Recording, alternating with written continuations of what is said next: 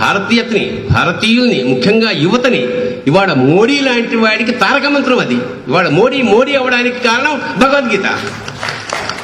ఇవాళ ధైర్యంగా మన మతం గురించి కానీ, మన సంస్కృతి గురించి కానీ, మన హిందూ శబ్దాన్ని ఉచ్చరించడానికి వాళ్ళ ధైర్యం కలిగిందంటే దానికి కారణం మోడీ. ఇవాళ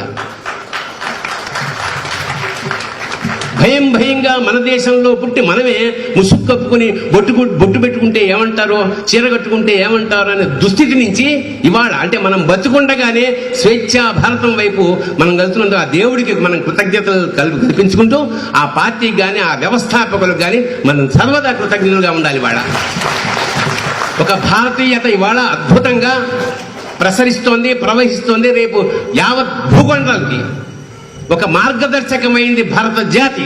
దానికి మూలమంత్రం భగవద్గీత. అది చచ్చిపోయినప్పుడు పెట్టకండి దయచేసి. దానివల్ల బతుకులు బాగుపడాలి. అది భగవద్గీత. భగవద్గీత కనీసం ఒక్కసారి చదవండి జీవితం. అంటే హిందువుగా పుట్టినందుకు అర్థం అయినా కాకపోయినా ఒక్కసారి ఆరంభించి 18 అధ్యాయాలు అర్థం కాకపోయినా సరే చదవండి. ఒక్కసారి చదివితే అది మ్యాగ్నెట్ లాగా అతుక్కుంటుంది. మీకు ఎప్పుడు బెంగ వచ్చినా ఒక చిన్న ఫిలాసఫీ నా జీవితంలో నేను ఎప్పుడైనా బెంగగా ఉంటే భగవద్గీతలోని ఏదో ఒక పేజీని అలా తీస్తాను. మీకు తెలియకుండానే అందులో సమాధానం ఉంటుంది. సమాధానం అంటే దేవుడు వచ్చి రక్షించేసి కష్టాలన్నీ తీసేస్తాడని కాదు, కష్టాన్ని తట్టుకునే శక్తి ఇస్తాడు. That is the most important. మీకు విచక్షణ ఇచ్చాడు, బుద్ధి ఇచ్చాడు, బలం ఇచ్చాడు, సర్వశక్తులు ఇచ్చాడు. ఇవన్నీ వచ్చి వాడే చేస్తే మీరెందుకు? అంచేత సర్వశక్తుల్ని ఎంకరేజ్ చేసి మోటివేట్ చేసే శక్తి భగవద్గీత ఉంది. కాబట్టి భగవద్గీతగా ఎనర్జైజ్ అవ్వండి. ఇంకోటి, భగవద్గీత చదవడం, రామాయణం చదవడం, రామకోటి రాయడం వల్ల పుణ్యం రాదు.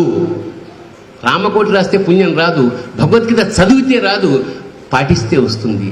వివేకానందుడు అంటాడు, they are like road maps. Bhagavad Gita కానీ భారత రామాయణం రోడ్ మ్యాప్స్. రోడ్ మ్యాప్స్ అంటే ఈ రూట్ అలా పెడుతుంది అని చూపిస్తుంది తప్ప అది మనం తీసుకెళ్ళదు. ఎప్పుడు తీసుకెళ్తుంది? మనం దాన్ని ఆచరిస్తే. అంచేత భగవద్గీత ఆచరించదగ్గది, రామాయణం ఆచరించదగ్గది. ఎందుకంటే రాముడు లాంటి రాజు కానీ, రాముడు లాంటి భర్త కానీ, రాముడు లాంటి కొడుకు కానీ, రాముడు లాంటి అన్న కానీ, ఆఖరికి రాముడు లాంటి శత్రువు కానీ లేదు అంటాడు. అలాంటి రామరాజ్యం మనకు కావాలంటే మనం ఇలాంటివి కొన్ని చేసి తీరాలంతే. ఆ త్యాగమే మన రక్ష. కాషాయం అంటే త్యాగం.